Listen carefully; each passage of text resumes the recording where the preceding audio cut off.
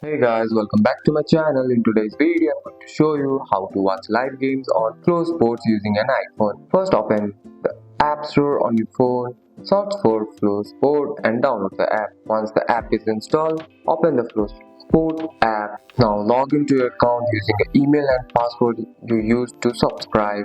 If you don't have an account yet, sign up and choose the subscription plan.